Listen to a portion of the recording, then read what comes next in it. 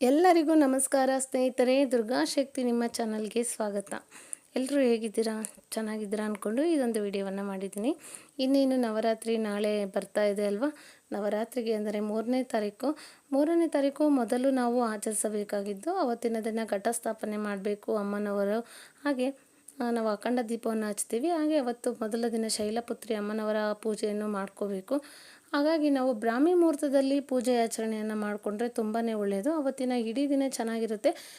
ನಾವು ಟೈಮ್ ನೋಡ್ಕೊಂಡು ಮಾಡಬೇಕು ಅನ್ನೋರು ರಾಹು ಕಾಲ ಮತ್ತು ಹೇಮಗಂಡ ಕಾಲವನ್ನು ಬಿಟ್ಬಿಟ್ಟು ಯಾವ ಸಮಯದಲ್ಲಾದರೂ ಪೂಜೆ ಆಚರಣೆಯನ್ನು ಮಾಡಿ. ಆದರೆ ತುಂಬ ಉತ್ತಮ ಅಂದರೆ ನೀವು ಬ್ರಾಹ್ಮಿ ಮುಹೂರ್ತದಲ್ಲಿ ಮಾಡೋದು ತುಂಬಾ ಉತ್ತಮ. ಹಾಗಾಗಿ ಬೆಳಗಿನ ಜಾವ ಒಂದು 4:30ಯಿಂದ 5:30 ಸುಮಾರಿಗೆ ನೀವು ಪೂಜೆಯನ್ನು ಮುಗಿಸೋದು ತುಂಬಾ ಒಳ್ಳೆಯದು.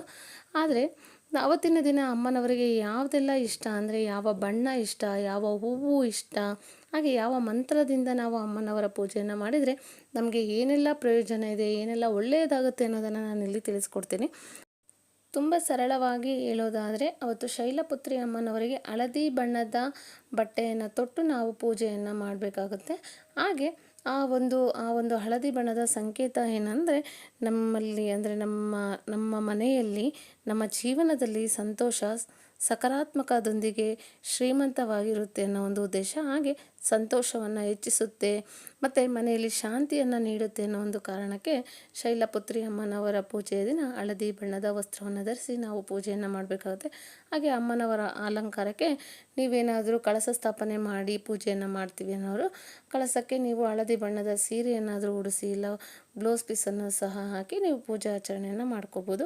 ಹಾಗೆ ಹೂವು ಅಂತ ಬಂದರೆ ದಾಸವಾಳದ ಹೂವು, ಕೆಂಪು ಬಣ್ಣದ ದಾಸವಾಳದ ಹೂವಿನಿಂದ ಅಮ್ಮನವರಿಗೆ ಅಲಂಕಾರವನ್ನು ಮಾಡಿದರೆ ದೈವಿಕ ಮಾತೃತ್ವವನ್ನು ಇದು ಪ್ರತಿನಿಧಿಸುತ್ತದೆ ಅಂತ ಹೇಳ್ತಾರೆ. ಹಾಗಾಗಿ ನಮ್ಮ ಜೀವನದಲ್ಲಿ ಏನಾದರೂ ನಮ್ಮ ತೊಂದರೆ ಇದ್ದರೆ ಆ ತೊಂದರೆಗಳು ಸಹ ದೂರವಾಗ್ತವೆ. ಹಾಗಾಗಿ ನಾವು ಅವತ್ತಿನ ದಿನ ಕೆಂಪು ದಾಸವಾಳದಿಂದ ಅಮ್ಮನವರಿಗೆ ಅಲಂಕಾರವನ್ನು ಮಾಡಿ ಪೂಜೆಯನ್ನು ಮಾಡಿದರೆ ನಮ್ಮ ಏನಾದರೂ ತೊಂದರೆಗಳಿದ್ದರೆ, ಅವೇನಾದರೂ ಅಡೆತಡೆಗಳಿದ್ದರೆ ಅವು ದೂರ ಆಗ್ತವೆ ಅನ್ನೋ ಒಂದು ಉದ್ದೇಶದಿಂದ ಈ ರೀತಿಯಾದಂಥ ಅಮ್ಮನವರಿಗೆ ಅವತ್ತಿನ ದಿನ ಶೈಲಪುತ್ರಿ ಅಮ್ಮನವರಿಗೆ ದಾಸವಾಳದ ಹೂವಿನಿಂದ ಅಲಂಕಾರವನ್ನು ಮಾಡಬೇಕಾಗುತ್ತೆ. ಹಾಗೆ ಅವತ್ತು ಶೈಲಪುತ್ರಿ ಅಮ್ಮನವರಿಗೆ ತುಪ್ಪದಿಂದ ಪ್ರಸಾದವನ್ನು ಮಾಡಬೇಕು. ಬರೀ ನಿಮ್ಮ ಮನೇಲಿ ಮಾಡೋಕ್ಕಾಗಿಲ್ಲ ಅಂದರೆ ತುಪ್ಪದ ಪ್ರಸಾದವನ್ನೇ ಮಾಡಿ, ಅದರ ತುಪ್ಪವನ್ನೇ ಇಟ್ಬಿಟ್ಟು ಅಮ್ಮನವರ ಮುಂದೆ ನೀವು ಪ್ರಸಾದವನ್ನು ಮಾಡಿ. ಏಕೆಂದರೆ ಅದು ಸಹ ತುಂಬಾ ಒಳ್ಳೆಯದು. ಈ ರೀತಿಯಾದಂಥ ಪ್ರಸಾದವನ್ನು ಮಾಡಿಕೊಳ್ಳಿ. ಹಾಗೆ ಮಂತ್ರಕ್ಕೆ ಬಂದ ಮೇಲೆ 2 ಮಂತ್ರಗಳಿದ್ದಾವೆ ಶೈಲಪುತ್ರಿ ಅಮ್ಮನವರಿಗೆ. ಈ 2 ಮಂತ್ರವನ್ನು ಪಠನೆಯನ್ನು ಮಾಡೋದ್ರಿಂದ ತುಂಬ ಒಳ್ಳೆಯ ಫಲಗಳು ಸಿಗ್ತವೆ. ಈ ಒಂದು ಏನು ಮಂತ್ರವನ್ನು ಇದೆಯೋ ಆ ಮಂತ್ರವನ್ನು ಸಹ ಪಠನೆಯನ್ನು ಮಾಡಿಕೊಳ್ಳಿ. ಹಾಗೆ ಶೈಲಪುತ್ರಿ ಅಮ್ಮನವರ ಈ ಮಂತ್ರವನ್ನು 108 ಬಾರಿ ಪಠಿಸಿ ಪೂರ್ಣಗೊಳಿಸಿದ ನಂತರ ನೀವು ಯಾವ ಉದ್ದೇಶವನ್ನು ಇಟ್ಕೊಂಡು ಮಂತ್ರವನ್ನು ಪಠಿಸಿದ್ದೀರಾ ಅದನ್ನು ಈಡೇರಿಸುವಂತೆ ದೇವಿಯ ಬಳಿ ಪ್ರಾರ್ಥಿಸಿ ಆಕೆಯ ಪಾದಗಳಿಗೆ ನಮಸ್ಕರಿಸಿ ಈ ಮಂತ್ರದ ಜೊತೆಗೆ ಭಜನೆ ಮತ್ತು ಕೀರ್ತನೆಯನ್ನು ಸಹ ಮಾಡ್ಬೋದು. ಅದಾದ ಮೇಲೆ ನೀವು ನಿಮ್ಮ ಕೈಯಲ್ಲಿ ಒಂದು ಹೂವನ್ನು ತಗೊಂಡು ಅದನ್ನು ತಾಯಿಯ ಫೋಟೋ ಅಥವಾ ಒಂದು ವಿಗ್ರಹಕ್ಕೆ ಅರ್ಪಿಸಿ, ಇದರ ನಂತರ ತಾಯಿಗೆ ಭೋಗವನ್ನು ಅರ್ಪಿಸಿ, ನಂತರ ಶೈಲಪುತ್ರಿ ದೇವಿಯ ಮಂತ್ರವನ್ನು ಪಠಿಸಿ. ಈ ಮಂತ್ರವನ್ನು 108 ಬಾರಿ ಪಠಿಸಿ ಮತ್ತು ಕೊನೆಯಲ್ಲಿ ದೇವಿಯ ಬಳಿ ತಿಳಿದೋ ಅಥವಾ ತಿಳಿಯದೆಯೋ ಏನಾದರೂ ತಪ್ಪಾಗಿದ್ದರೆ ಕ್ಷಮಿಸುವಂತೆ ಪ್ರಾರ್ಥಿಸಿ ಮತ್ತು ಆಕೆಯ ಆಶೀರ್ವಾದವನ್ನು ಪಡೆದುಕೊಳ್ಳಿ. ಹಾಗೆ ಇದು 2ನೇ ಮಂತ್ರ. ಈ ಮಂತ್ರವನ್ನು ನಾವೇನು ಪರ್ವತಗಳ ಮಗಳು ಎಂದು ಕರೆಯಲ್ಪಡುವ ಮಾತಾ ಶೈಲಪುತ್ರಿಯನ್ನು ಪೂಜಿಸುವಾಗ ನಾವು ಈ ಮಂತ್ರವನ್ನು ಹೇಳ್ಕೋಬೇಕು. ಈ ಮಂತ್ರವನ್ನು ಸಹ ನಾವು 108 ಬಾರಿ ಹೇಳ್ಕೊಳ್ಳೋದ್ರಿಂದ ತುಂಬಾ ಒಳ್ಳೆಯದಾಗುತ್ತೆ, ನಮ್ಮ ಕಷ್ಟಗಳು ದೂರ ಆಗ್ತವೆ ಅಂತ ಹೇಳ್ತಾರೆ. ಹಾಗಾಗಿ ಈ ಒಂದು ಮಂತ್ರವನ್ನು ನಾನು ಇಲ್ಲಿ ತೋರಿಸ್ತಿದ್ದೀನಿ. ಓದೋಕ್ಕೆ ಬರೋರು ಖಂಡಿತ ಓದ್ಕೊಂಡು ಈ ಮಂತ್ರವನ್ನು ಹೇಳಿ.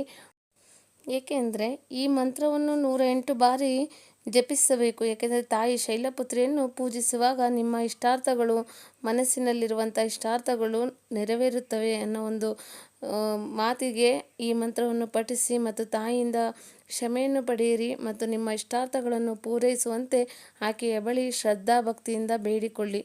ಹಾಗಾಗಿ ಈ ಒಂದು ಮಾಹಿತಿಯನ್ನು ನಾನು ತಿಳಿಸ್ಕೊಟ್ಟಿದ್ದೀನಿ. ಹಾಗೆ ನಿಮಗೆ ಇದು ಸಹ ಮಂತ್ರ ಕಷ್ಟ ಅನಿಸಿದರೆ ಇನ್ನೊಂದು ತುಂಬ ಸರಳವಾದಂಥ ಮಂತ್ರ ಇದೆ. ಪರ್ವತಗಳ ಮಗಳು ಎಂದು ಕರೆಯಲ್ಪಡುವ ಮಾತಾ ಶೈಲಪುತ್ರಿಯನ್ನು ನಾವು ತುಂಬ ಚೆನ್ನಾಗಿ ಅಂದರೆ ಭಕ್ತಿಯಿಂದ ಆಚರಣೆಯನ್ನು ಮಾಡ್ತೀವಿ. ಯಾಕಂದರೆ ಮೊದಲ ದಿನದ ಆಚರಣೆ ನಾವು ಅಖಂಡ ದೀಪದ ಪೂಜೆಯ ಜೊತೆ ಅಮ್ಮನವರ ಪೂಜೆಯ ಮತ್ತು ಘಟಸ್ಥಾಪನೆ ಪ್ರತಿಯೊಂದು ಮೊದಲ ದಿನ ಮಾಡೋದ್ರಿಂದ ತುಂಬ ಸಮಯ ತಗೊಳುತ್ತೆ.